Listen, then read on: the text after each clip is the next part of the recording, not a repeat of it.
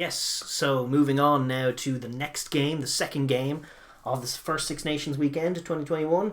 We have the Calcutta Cup, an early bit of silverware on the line. That's right, actually. Historical bit of silverware. England are playing Scotland Saturday, 6th of February, 4:45 GMT, Twickenham. Yes.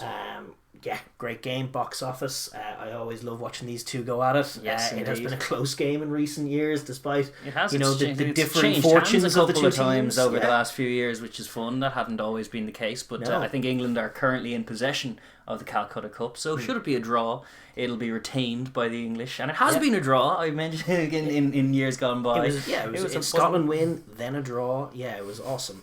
And then last season England won it back in Murrayfield by a 7-point margin, 13-6 in a wet one. Yes. The weather, it could be a wet one this week. It's been dodgy enough, in London, but could be some rain, could be some winds. Could get away with it either. Yeah. Obviously it's all up in the air, but it'll be winter ball, but hopefully not too bad. Yes, that's what we hope. And it will be reffed by the man in the middle, Andrew Brace Brace, who's RFU, who's very dodgy, to be honest. I hope he doesn't disrupt things too much. Yes, I mean, we're going to have a broad conversation about issues with the laws, and one of the issues that we have with the game, not to get too bogged down in it, is just the overemphasis on individual refs. Like, it comes from old rugby, but I've been watching the NFL. I much prefer how the NFL is reffed, and it's not about one ref. It's a little more prescriptive, but it's just the margin for error with some of these guys can be massive. Yes, it's true. But anyway, just to park that, hopefully we won't be speaking about Brace again. No, hopefully not, but brace yourselves for it. Yes, we are, as we're doing with all the previews here, going by team, looking obviously as the first game of tournament in the broadest sense, what the team wants to get out of the tournament, what the team's going to be made up of. And then also, obviously what they want to do in this game to ensure they get the win. We're going to start with the hosts of this game, the champions, the Autumn Nations Cup champions, World Cup runner-up, Calcutta Cup holders, favourites, England. Ingerland, Eddie Jones's team enjoyed a phenomenal season in 2020, backing up their great World Cup with claiming not one but 2 trophies. I guess I'm not counting the Calcutta Cup in that. 2 competitions won. The Six Nations and the Autumn Nations Cup. The shine was a little taken off by just that pesky French. Yeah, the narrative that's developing with the French in the background, obviously. But they're in a very, very good place, needless to say, going into this.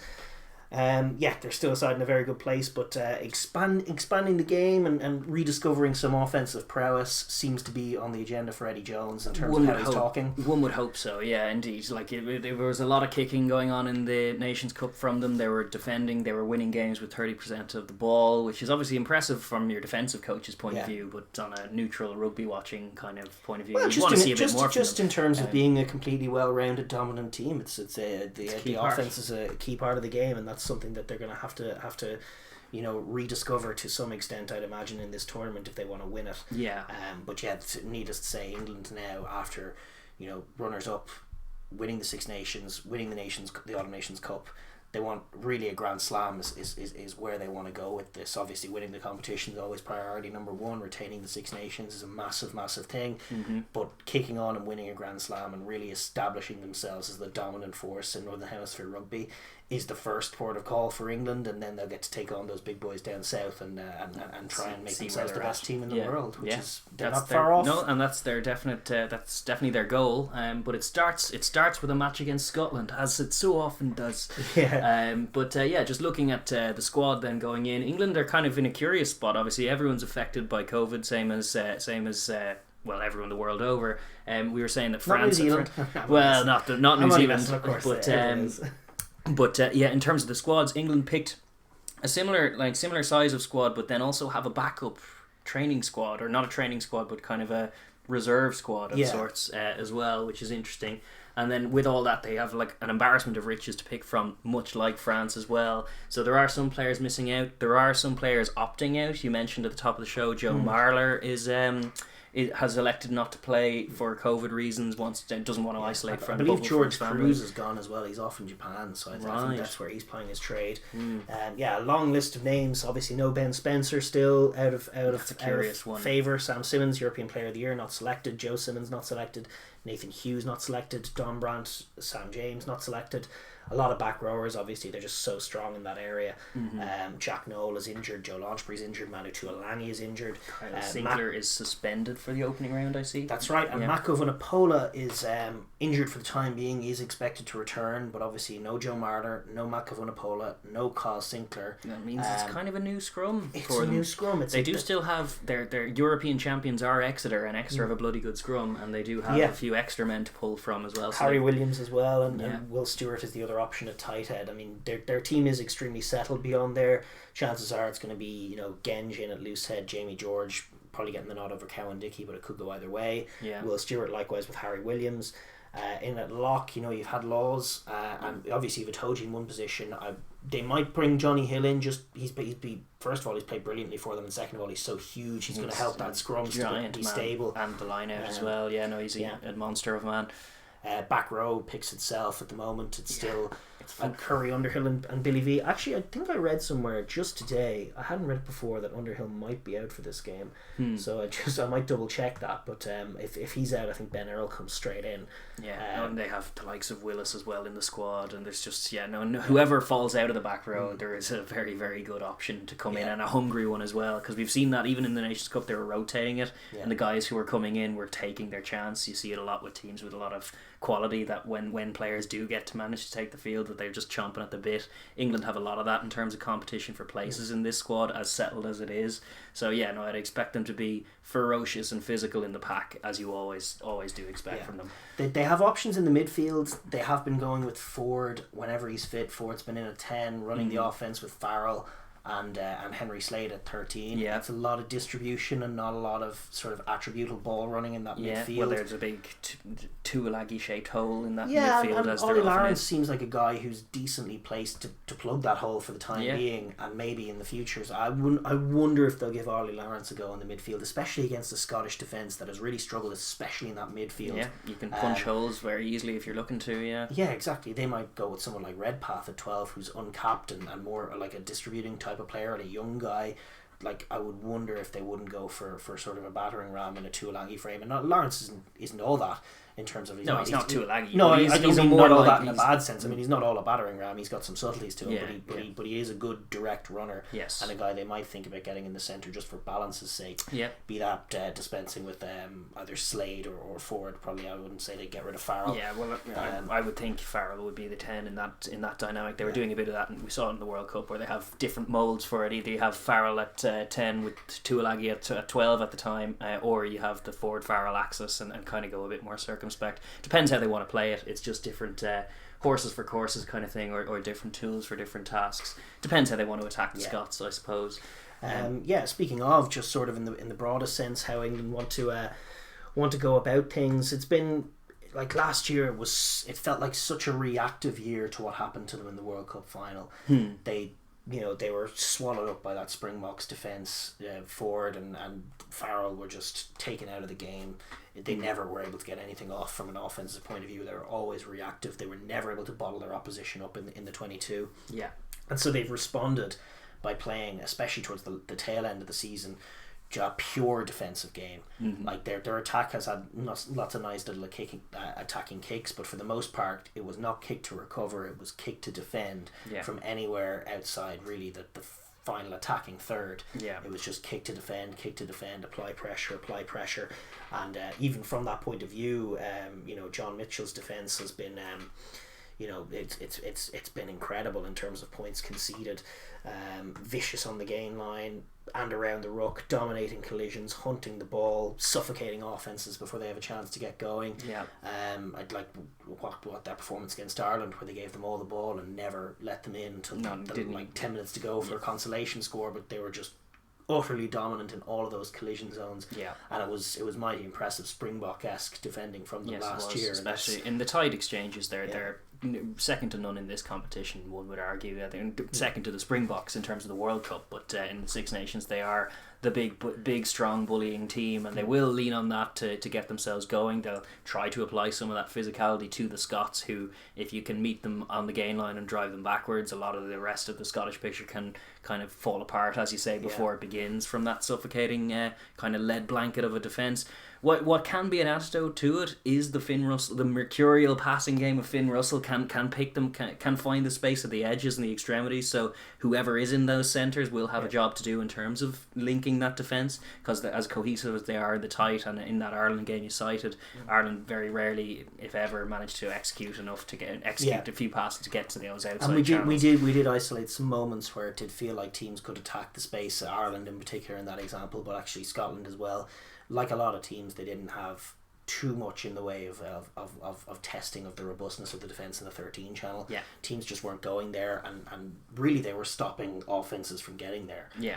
Like if you look at the record, it was I believe it was in last year's in the whole of last year, it was 114 points conceded in 9 games, which is average of under 13 points per game. It's very in good. terms of points conceded. That's top level defence. They really weren't letting in. They conceded 6 against Scotland last year in the Calcutta Cup, 7 against Ireland in a game.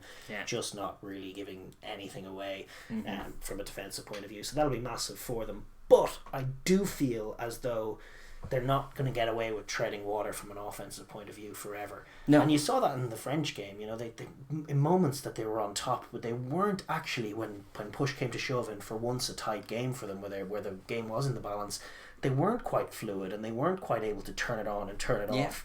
And so that'll be an area of massive emphasis for them. I think against a Scotland team, where they'll get confident the more they're in the game. And they've had issues in defence in the midfield. They're going to be disjointed again. There's no Sam Johnson in the squad this time. It's going to be more new faces in the midfield, more young guys from the Premiership. England do need to test them out, to run at them, to physicalise them and get over the top of the ball and move the ball around the corner and just fracture this defence. I think they have the capacity to do it.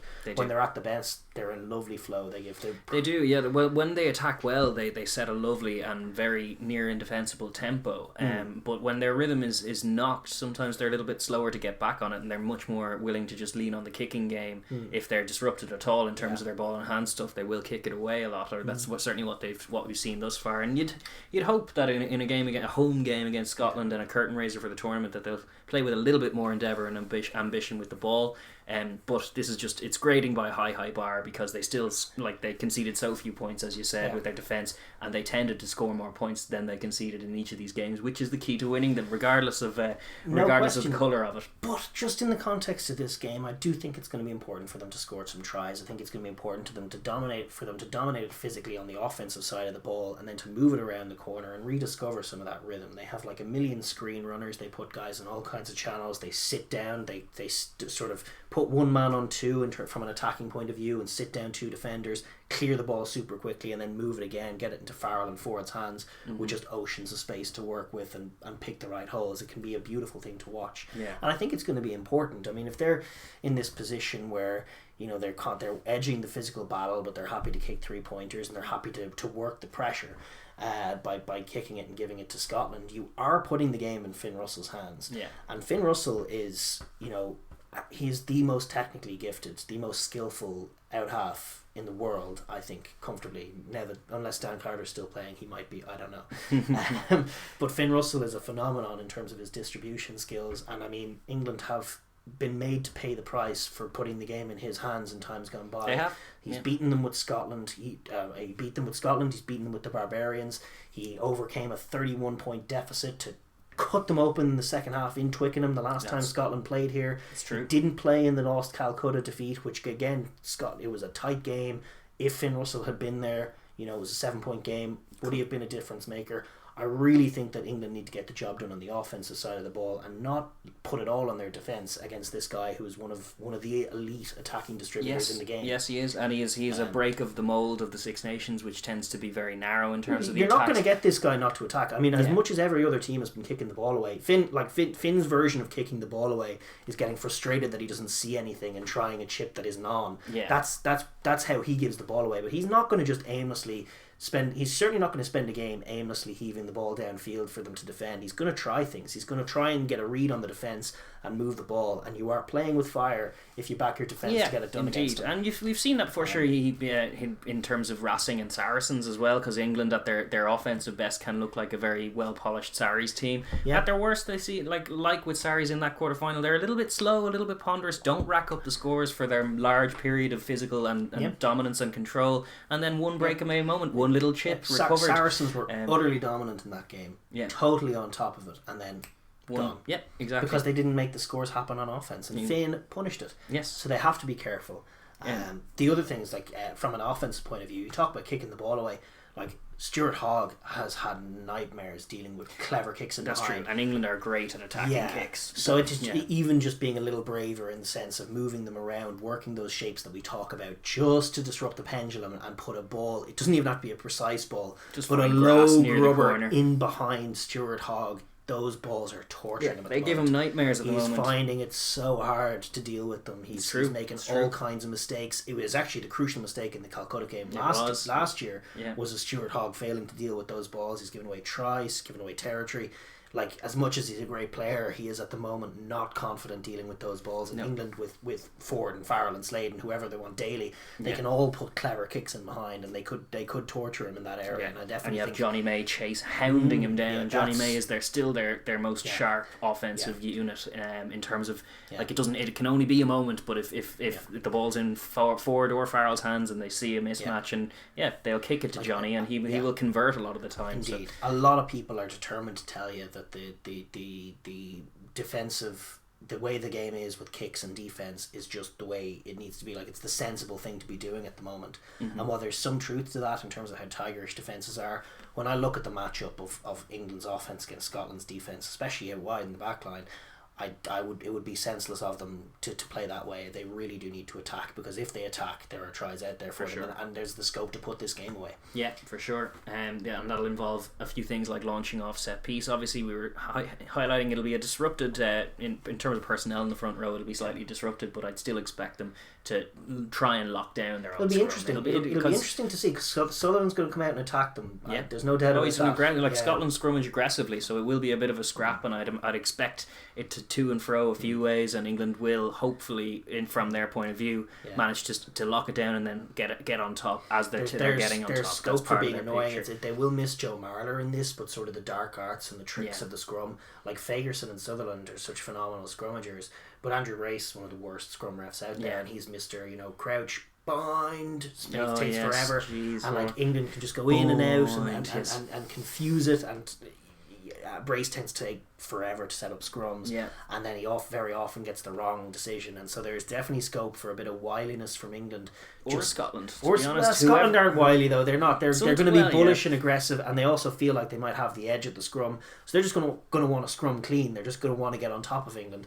But if England sort of paint the wrong picture and get a lucky penalty from Brace or a free kick, it's the kind of thing that could tilt Scotland as well. So easily enough. I would wonder if they wouldn't be thinking about plotting tricks and plotting. It's true. It is the worst aspect of Brace's refereeing is the way he does scrums, and it's a pretty common trend in the Pro 14 I'm seeing compared to because the refs have obviously been kind of domesticated in terms of this COVID times as well. You have to stick in your regions, but Pro 14 scrums are just never going to the dominant scrum. They're not getting the dominant scrum. Just does not get rewarded. Always illegal. Always not driving straight. And it's like, no, they're just winning the scrum. Why won't you give the penalty? Whereas you watch the Curry Cup in South Africa, obviously they're going to reward dominant scrums. Top Couture's going to reward dominant scrums. Premiership rewards dominant scrums, so it is a factor with Brace. And yes, the bind thing, the delayed bind that feels like it's trying to buy it's like Crouch, you went early, and it's like, why are you elongating the word? Just bind. It's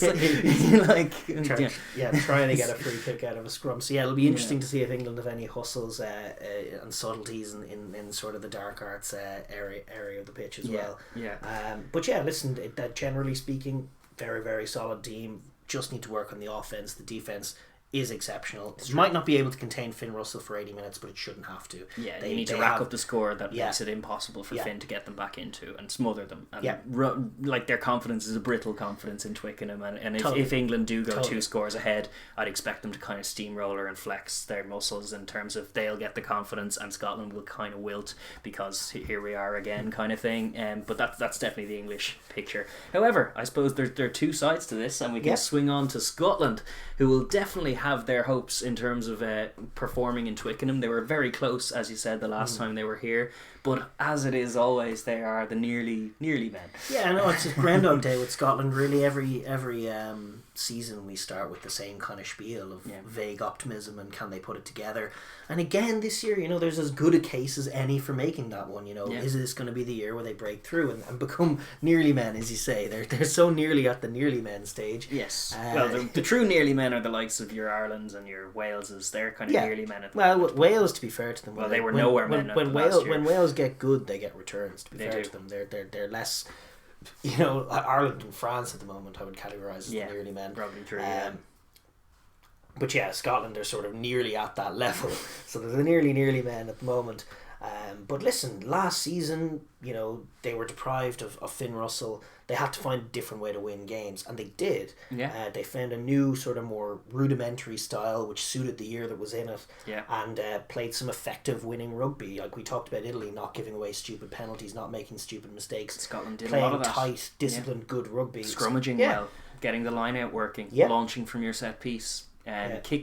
Occasionally kicking to regather, kicking an aerial contest, slowing the tempo, slowing tempo and winning the physical battle. And they feel now that they might have a pack that's capable of matching and going toe to toe with the best packs out there. And certainly they did. As tough a test as they come is going to Twickenham to deal with that ferocious England pack. And they probably more so than years gone by, they have the personnel in that pack to give it a right good go. They started last year with 1 score losses to Ireland and England. They went on a 5-game win run in the middle of last year, putting together some very impressive performances, including beating France in Murrayfield. They did come crashing back to earth at the very end of the season. They had a tough loss against France, 1-score loss, and then they went and got pumped by Ireland in the final game, which you can read a lot into that game. Maybe they were just tired at the end of a long season. Maybe potentially they just weren't right on the day. But as it Ireland was, just have the Indian sign over them at the moment, which they do to some extent. But certainly to see that pack get blown away the way it did after the season that it had was mighty concerning for them. And just conceding, I think, 3 consecutive scores to a team that had struggled so badly in the red zone.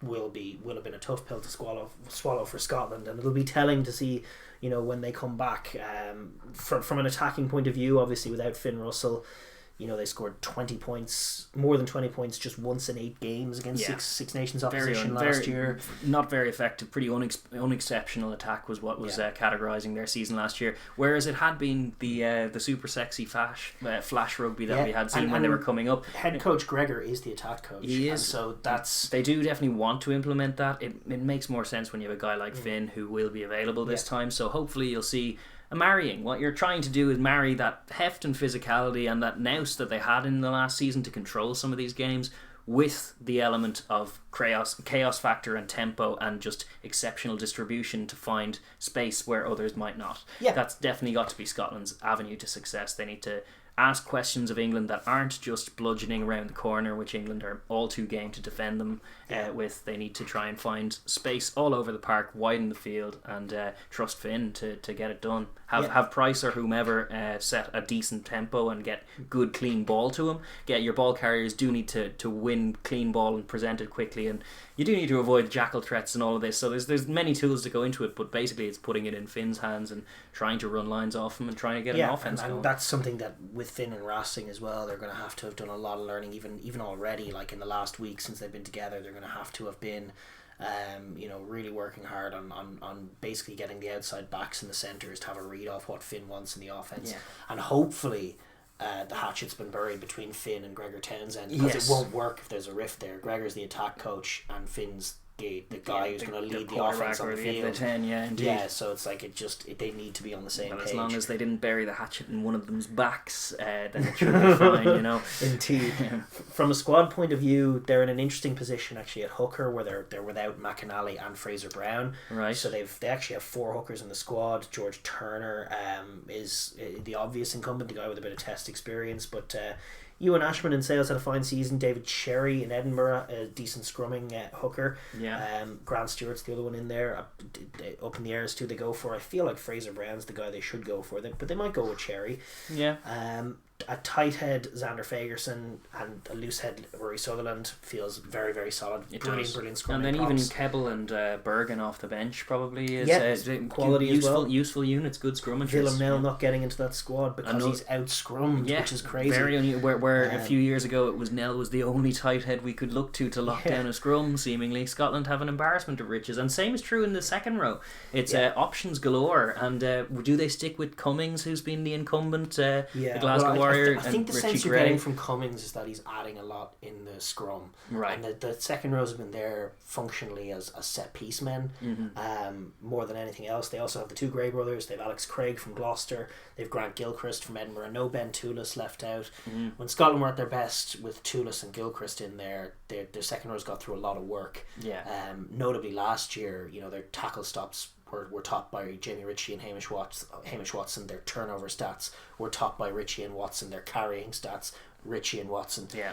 Like, they need more playmakers in the pack. Like, England have the back rowers to cancel out Watson and Ritchie, and like, even if they have great games, they might edge that battle. They could against Curry and Billy V. They could absolutely. They're as good as any of them. But it's still going to be close. England to have wash. Maro Itoje. Yeah. England have whether they go with Johnny Hill or Courtney Laws. They have playmakers. Jamie George. They've got really, really great playmakers all over that pack. If Scotland are going to live with that, they're going to need, like, the second row for me is a big call. Scott Cummins hasn't done enough for me. Yeah. Johnny Gray is bordering on not doing enough for me. Even though this pack played well last year, the work rate was so tilted in favour of the back row and the 2 flankers really over everybody else. Yeah. We have seen Gray be the tackle machine. I think Johnny Gray is still in there, but I think Grant Gilchrist is the guy you get in with him. I would be disappointed to see Scott Cummings. As much as you might lose something in the scrum, we've already talked about how Andrew Brace makes even a dominant scrum no guarantee. Indeed. So what they need is playmaking around the pitch, and I don't think Cummings gives them enough of that. Yeah, I think I probably agree. That being said, I think I would expect to see Cummings just because he's been the incumbent, and they've gone against my selection a few times. They indeed. At number 8, they have a 3-way scrap between Blade Thompson, Matt Fagerson, and Gary Graham, and I believe that the tip from Scottish media seems to be that Graham's going to get the nod. Yeah. The Newcastle man. Interesting. It would be good to see some new caps, some fresh blood back there. Hopefully he goes well if he does get it. Ali Price and Finn Russell likely in at halfback. Can't see that being disrupted.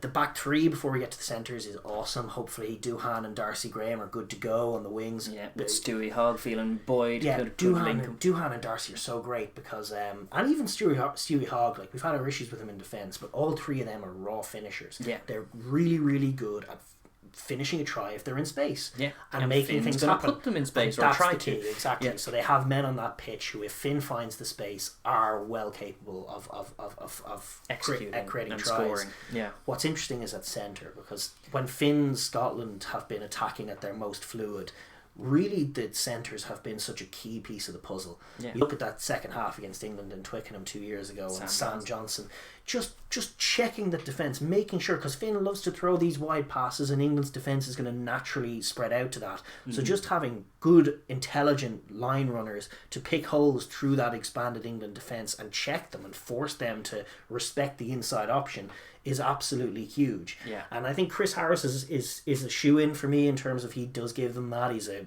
hefty, he carries well, nice and evasive if he's given the and space to be. A smart footballer as well. Smart footballer. And then the other, like, without Sam Johnson in the squad, the other centre is an interesting one. I mean, they've Hugh Jones in the squad who's been playing at fullback, and I don't really know why he's in the squad. He can't really defend, and while he can pick a good line, I just don't really see him as a test level player.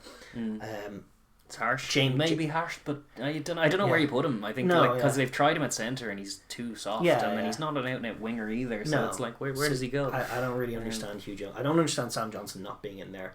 And then you're talking about James Lang, who came in last autumn, and in the opportunity he got, he wasn't impressive. Duncan Taylor has never really done it in a Scotland shirt. And then the other guy who's come in is Cameron Redpath from Bath, who's a young man, played underage with England, has played 10, has played 12, is a distributor, is a nice evasive guy in the loose. He seems like the obvious option to throw straight in, except it seems crazy that they're still in this position where they're just throwing guys in. Yeah. And it is tough for especially when they have Sam Johnson, who is their best centre. Yeah. I just don't understand. Yeah. There are a few elements to Gregor's selection that have always perplexed me. Part of it's the second row, but the centres have always been in flux. He's never quite settled on a combination he likes, and now there's a new shiny thing in Redpath, who I think he might come in and play 12. And I actually, you do have to gamble if you're going to try and go to Twickenham and win. So I actually don't hate the call. No, I know. If I'd be a lot more discouraged if I saw sort of Harris and Duncan Taylor, which I think is the incumbent combination. Just because I don't think Taylor offers enough, and I think he can be roughed up badly on both sides of the ball. He's a big lad, but he's kind of a little bit. He doesn't throw it about quite the way you'd like to. He has scored some good tries for Sarries in seasons gone by, but I don't think he's the full article. And I think a combination of him and Harris is just a little bit too blunt and bludgeoning, and I don't think they're that effective for it. I think the balance is off. I think, as I said, Sam Johnson's actually their best centre, but he's not in. So maybe he's injured. I'll have to look that up, but I don't think he was. I didn't see that he was injured. Just fallen out of favour for reasons unknown. But even without him, they do have the tools to try and attack this England team out wide, and they will have to, obviously. Speaking of the offence, in terms of what they have to do, they have those nice weapons. They have natural born finishers on the outside. I think clean ball and tempo are going to have to be points of emphasis for this pack. In terms of ball and hand. You have to find a little bit of a soft shoulder with your carries, but you have to get clean placement, quick resourcing, and move it quickly, because as soon as England have time to settle, or if they have a chance to disrupt you by dominating the contact zone, it's going to be tough for Finn or anybody to unlock them. Then you need to disrupt them first. It needs good first phase play calling and execution. That's like we saw that with Ireland. There was a couple of moments in that game in I think it was Twickenham. It was last autumn, when they had opportunities to open up the English defence. Now they didn't take them. Ireland are so rudimentary, they kind of just passed them by. But we highlighted it on videos that they had like a first phase hit up from Henshaw, which is quite good, and you could see Scotland doing that as well with Harris. They could even work it a little wider, get Hamish Watson around the corner. If you can get quick ball, the pack are aware of it, everyone's aware of it, they know what the play call is.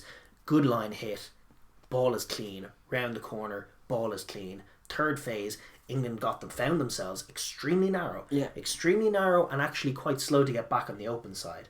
And with Price and Russell in there, really it's crucial that they get sort of that good rhythm going off set piece on first phase, and that's where you're looking at a guy like Chris Harris to come in off first phase, maybe pick a pass out, beat off Price or Finn, but picking a nice line. And obviously if the hole is cut, they can adjust, but for the most part you're going to be looking to get a nice sharp line off first phase. Have forwards be aware of it. If it's off line out, you're having like the likes of Richie and the likes of a second row, like whoever it is going to be, Johnny Gray, getting over the ball, making it lightning quick, and have everybody ready for the next phase.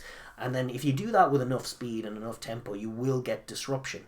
What you can't have happen is sort of scrappy ball off the line out, everything's slow, England are on top of you, and then once it's from a ruck situation, if you're tight towards the touchline, it's going to be very difficult to get outside that initial English rush. And most teams feel obligated to try and sit them down with carries around the ruck, which they're more than ready to deal with. All of a sudden Itoji's in your face, he's lashing you backwards, and then you're in box kick situation, which is not really where you want to be. So I think launching off set piece is going to be vital for Scotland here, and sitting down that defence and then moving them wide. And if you can just give Price and Finn that second quicker, where they can have the opportunity to execute good passes and get a read on an English defence, which isn't as good as it has looked because it hasn't been tested in that way. No, exactly. This is the point. And Scotland in years gone by under Gregor, early on they were very much a team that were so full of optimism, where you could see with Finn throwing these passes, they kind of believed, even though there's nothing on here, there's a try on every phase if we just find it. Let's fire that pass out wide. And while that's like not there is potential for a try on at the start of every phase, that's true. I would like them to emphasise the third phase, as you pointed out, because the third phase is kind of where attacking rugby has gone in recent seasons. Is like, yes, you hit up in the middle off set piece, you kind of go around the corner, and then the defence isn't as set as it was on the first phase, and there is a try there for the astute and accurate team and quick team to execute on. Now, we highlighted before, Ireland had created that chance and then had no interest in executing. They went around a corner again. They weren't even aware that they'd created it. Yeah. But if you can... Scotland are not that way. No. Good carry, quick ball. Good carry, quick ball, then there's space. There's a try somewhere. Yeah, get the ball in Finn's hands and he has to decide where to put it, because there's a try somewhere. And that's the way they will unpick this English defence if they are to do it, is with that emphasis. I'd love to see them go for it with that gung-ho kind of nature. Throw the pass if it's on, when it's on. Kick the kick if it's on, when it's on. The no-look short pass sometimes if England are drifting out. I mean, he has all of the tools. He has the reputation as a maverick, but he's not that. He can be loose sometimes, especially when he's behind a pack that's going backwards with the defence in his face, and he just wants to make things happen when there aren't things to happen. But really, in the last couple of years, he's become a very solid 10, and he's just very, very uniquely adept at finding that space. I think I would be excited about the capacity for Finn to get in there, but it's reliant on good play calling and good clean set piece ball, which is going to be huge. Yeah, absolutely. And then the other side of it is defending this England team. Yeah, I think that's huge as well. To put a fine point, they kick it. Yeah, well, hopefully they will kick it is kind of Scotland's first way of defending. But then when maybe they don't kick it, you do need to have some tools in your toolbox to stop them. And with a fresh centre pairing, it's going to be a big test for them to shut down what is usually a pretty dynamic axis in terms of distribution or kicking threats. So the likes of Stewie Hogg could be in for a busy afternoon in terms of dealing with the balls in behind. He'll have to manage those. Stewie Hogg is, like, as good as he's been, he's not far from sort of, last chance saloon for me. I mean, it's a crucial work on. It happened in way too many games. The hope is that he's going to be buoyed by Finn's return and feel less obliged to do everything, and that's going to free him up to focus more on his job, and he'll be less inclined to sort of mess up in those situations. Given how often the problem has reared its head for him, I don't know. And the fact that England have gone to the attacking kick for many seasons, even into the World Cup, they were doing it. Like, the kicking for Johnny May is a huge path for success for them. It's a big score generator. You marry that with the fact that Stewie has looked at as least confident and least assured when a ball is behind him and he's having to gather it, which is a tough situation for any fullback, but he's not dealt with them well of late. So there's things to be mocked up. That's the crucial thing, dealing with the high balls. If Hogg can deal with the high balls, England will be forced to go elsewhere. And listen, as dismissive as he's been of Scotland's chances, a lot went right for their defence last year under Steve Tandy. It was robust, it was physical, it was unyielding in a lot of cases. They don't suffer from the same thing that where they used to be on the level with Italy, where they're missing a load of tackles and things. They've been nowhere near that for seasons. They're pretty combative and competitive in tight, scrappy games, in winter rugby as it is. They're well able to. Jamie Ritchie and Hamish Watson in last year's competition, 9 turnovers each in 5 games, combined 18 turnovers by the two flankers. And now we did make the point that they're getting through a lot of work themselves. But that's exceptional. Those two are, nearing being on track for going to the Lions tour, if not there already. They're doing a great job. They're super playmakers, and them winning their battles against the likes of Underhill, Curry, Vunipola, or Ben Earl if he's playing. That's going to be a really, really key matchup, is those guys getting on top. And then the likes of Johnny Gray needs to, put his body in, make tackles, make sure that there's no cheeky meters to be made in around the ruck, and that England are going to have to work for everything. The evidence of last season suggests England will just huff the ball in the sky if that's the case, in which case you deal with that. Although my suspicion would be that they are going to try and probe in the midfield. They are going to test whatever we'll see a little bit more of ball in hand. And if you're preparing from Scotland's point of view, you have to expect England to try and run at you and try and test you in some of these areas, and be ready to refute it. Because one point of major concern was just in terms of what Ireland did to them at the end of last season. Ireland, a team that like as much as England were kicking the leather off the ball and not really going to the attack, they at least had a lot of defensive or attacking credentials to lean on, and they can score some pretty tries. Ireland had been very rudimentary on offense for many years, including last year. We patented the kick the ball in the air when there's nothing on. Yeah, indeed. And then just also the pick and jam when you're in the red zone, universally, like one pass or no pass plays, universally, very rudimentary attack, not much to write home about, and yet they broke them. It was a sequence either side of half time when they had a 9-6 lead, I believe, going into it.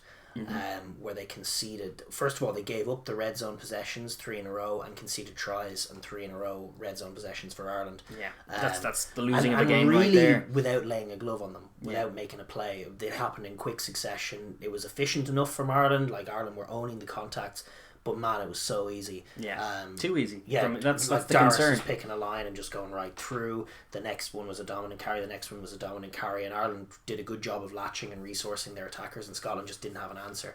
And so, and England will go to the latch. They do that very often. And instead of Daragh, it's going to be Vunipola, and instead of Ryan, it's going to be Itoje. And it's like the task is huge, and you can't be that. No, there needs to be more area. playmaking, and it's really on first of all, it's obviously on Richie and Watson to be as good as they have been. It's on the locks to do more work. It's on the locks and the props, and I know the props are there to scrummage, but they can't be just. They have to make the 13 players on the pitch not named Watson and Richie are going to have to come up with some defensive plays if they're going to contain England. Yes, it's true. Yeah, and the other area is discipline as well. Obviously, it's going to be so important that the set piece is right. So important that they don't let England disrupt them at line out, and they do sort of, at the very least, establish themselves in the scrum as being solid and presenting clean ball to their attack and not giving away penalties and really ideally putting pressure. Putting pressure on England's feet as well. You'd like to see. I think both sides will be scrummaging to try and apply pressure. It could be a dynamic scrum battle. Whether it's officiated right or not, it remains to be seen. But Scotland definitely have avenues to success. They have bits of confidence because they've come here and performed before. It is a tough task. It is Twickenham. They are definitely not favourites, and they probably aren't in their own minds either. But they should be coming in gung ho for this challenge and hoping, should they win this game, then they're in a phenomenal position going forward and get with some momentum. And you never know. It was important to them last year as well that they stayed in the game against Ireland. And they lost it by a score, and they stayed in the game against England and they lost it by a score. And while that was a negative start to the season for them in some ways, in some respects they did take confidence from it in a way that they mightn't have if they were blown away. Indeed, but they were in those games. They were physical. They were holding fast with their pack, and then one error from Hogg and it was gone. Really, in both cases, one error from Hogg and it was gone. What they need, what they need is to compete here with England, regardless of win or not. Obviously, listen, they have a great record against England. Finn has a phenomenal record against England. They always seem to cause them problems. It's never a blowout recently. It looked like it was going to be one when they were 31-0 down, but then they came right back in it. Indeed. So I mean, it's certainly they're not going to go in with any fear, but they do need to not be blown away. They do need to make plays on defence and not let England get on top of them. And if they do that, I think they are in a good position, as they were last year, to kick on and establish themselves. And probably with Finn back in as he wasn't, if they're in a tight one, if they're in a 6-point game, they're much more likely to find a score with Finn on the pitch than they are without him. So, and they've got a game against Ireland in Murrayfield this year. I believe they have Wales in Murrayfield this year. They're going to be confident about disrupting that, and Ireland is the one they really want to put away. So just not getting blown away and not having a knock taken to that confidence, especially after the last time out against Ireland, is so vital for Scotland. With that, how do you think it's going to play out?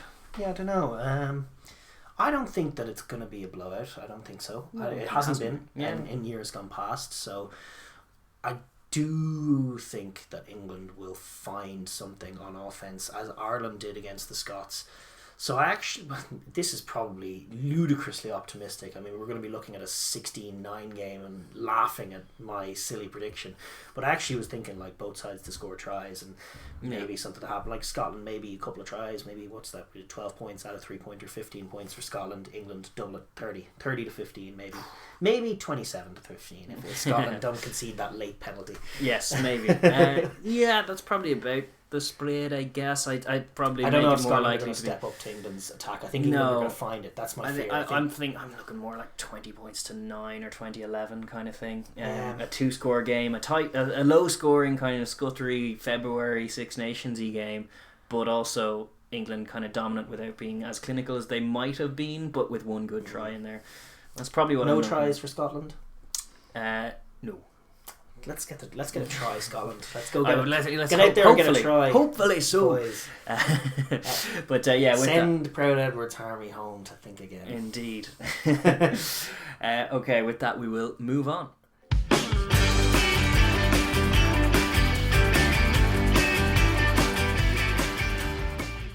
Thank you for tuning in to the Overlap Rugby podcast. If you enjoyed what you hear, please like and subscribe, and leave a comment down below as well. We enjoy hearing your opinions too. Thank you.